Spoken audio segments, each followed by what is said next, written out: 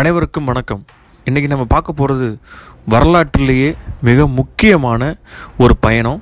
அது என்ன அப்படின்னா, நம்ம இந்திய திருநாட்டோட பிரதமர் திரு மோடி அவர்கள் இன்றைக்கி உக்ரைனுக்கு போயிருக்காரு. உக்ரைனுக்கு டைரெக்டாக போகலை, இங்கேருந்து போலந்து போய் போலந்துலேருந்து 20 மணி நேரம் அவர் ஒரு ட்ரெயினில் ஃபோர்ஸ் 1 அப்படிங்கிற ஒரு ட்ரெயினில் கம்ப்ளீட் அந்த ட்ரெயின் ஃபுல்லாக எந்த மிசைலாலையும் தகர்க்க முடியாத ஒரு செக்யூரிட்டி அம்சம் கொண்ட அந்த ட்ரெயினில் அவர் அங்கேருந்து உக்ரைன் போயிருக்காரு.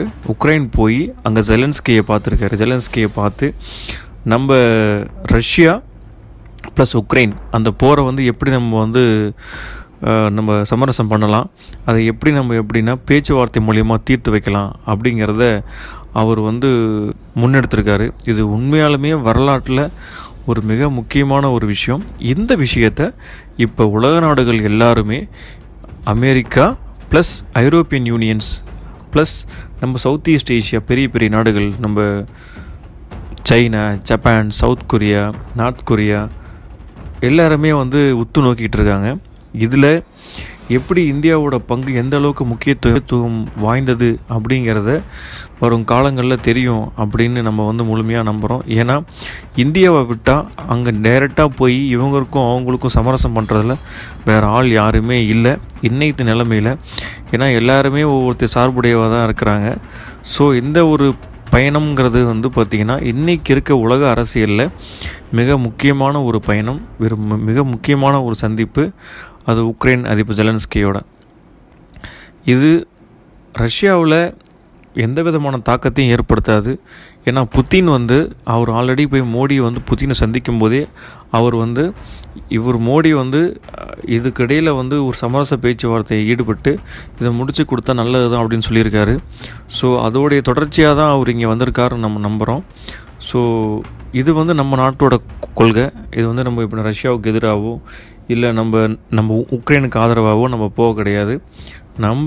நம்மளுடைய ஃபாரின் பாலிசி என்னமோ அதுக்கேற்ற மாதிரி நம்ம போயிருக்கோம். உண்மையாலுமே இது ஒரு சாதாரண பயணம் இல்லை. ஏன்னா கிட்டத்தட்ட ஒரு 20 மணி நேரம் பயணம்ங்கிறது முக்கியமான டேஞ்சரஸ் ஜோனில் வார் நடந்துகிட்டு இருக்க இடத்துல போகிறதுங்கிறது ரொம்ப ரொம்ப ஒரு முக்கியமான ஒரு விஷயம். அது எப்படி துணிஞ்சு அமெரிக்காவிலேருந்து பிரசிடென்ட் ஜோ பைடன் போகும்போது கூட அவருடைய கம்ப்ளீட் ட்ராவல் டீட்டெயில்ஸை மறைச்சி வச்சுட்டாங்க. ரஷ்யாவுக்கு மட்டும் அனௌன்ஸ் பண்ணியிருந்தாங்க இந்த மாதிரி அவர் ட்ராவல் பண்ணுறாருன்னு சொல்லிட்டு. பட் நம்ம மோடி பார்த்திங்கன்னா ஓப்பனாக எல்லாத்துக்கிட்டையும் சொல்லி மீன்ஸ் எப்படின்னா ஓப்பனாக அறிவிச்சிட்டு இன்ஃபார்ம் பண்ணிவிட்டு அப்புறமேட்டு தான் இவர் போயிருக்காரு. ஏன்னா நம்ம இந்திய நாடு, ஏன்னா மோடியை பிடிக்காத உலக நாடுகள் எவ்வளோ இருக்கும். மோடிக்கு இந்தியாவுக்குள்ளே என்ன பாலிடிக்ஸ் போகுதுங்கிறது வேறு விஷயம். பட் இப்போ நீங்கள் உலக அரசியலில் நீங்கள் வரும்போது அது பார்த்தீங்கன்னா நியர்பை கண்ட்ரிஸ்லாம் எவ்வளோ பேர் இவர் பிடிக்காமல் இருக்காங்க. எது வேணால் எப்போ வேணால் செய்ய முடியும்.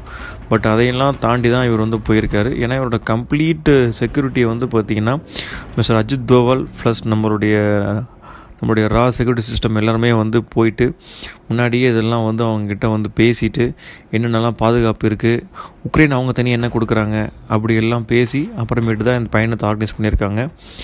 இந்த பயணம் உலக அளவில் மிக பேசுபொருளாக இருக்குது. இது எந்த அளவுக்கு பார்த்திங்கன்னா உலக அரசியலை மாற்றி போட போகுது அப்படிங்கிறது ரொம்ப முக்கியம்.